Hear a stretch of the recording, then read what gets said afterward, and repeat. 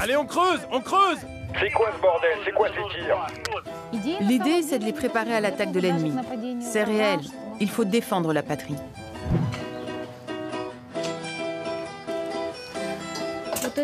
Ça, c'est l'obus qui a tué mon mari. Quelle merde. Cette saloperie m'a tout pris en quelques secondes. Notre secteur est attaqué. C'est tombé juste en face de nous. À 40-50 mètres d'ici.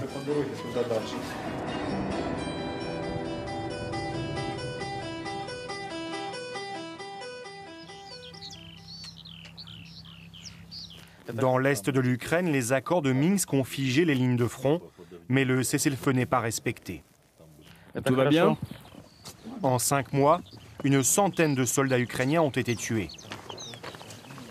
Et l'ennemi est de ce côté. Comme vous le voyez, nos soldats sont des gens ordinaires. Ici, tout le monde a un travail dans le civil.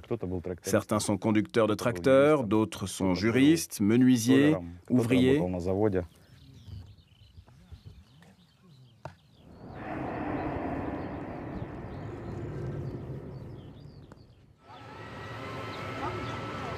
À Mariupol, l'heure est à la mobilisation de tous.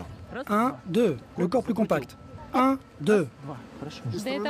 C'est le futur du pays. Ce sont nos enfants. Et moi, je pense que ce sont de futurs combattants.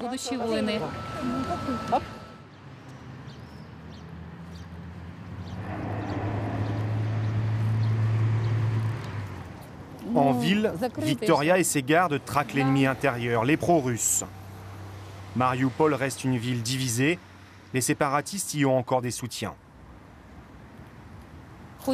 C'est important que les gens voient la patrouille.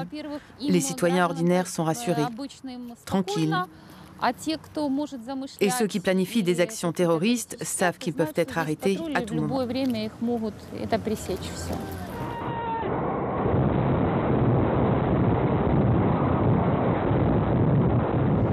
24 janvier 2015, le quartier de Vastochnie est touché par une salve de roquettes séparatistes.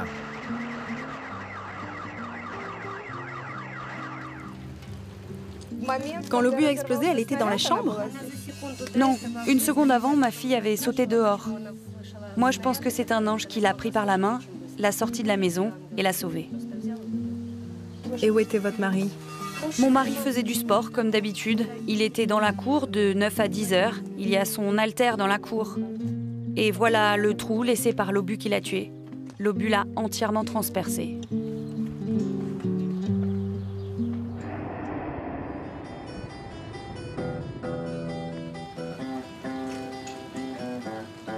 La guerre dans l'est de l'Ukraine a fait près de 8000 morts, dont 6000 civils et 1,5 million de réfugiés.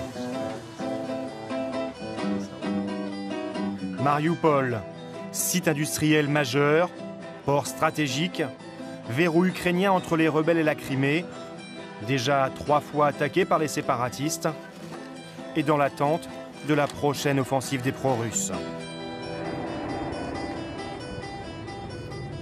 Avec cette guerre, on affirme notre droit à l'indépendance, pour toujours.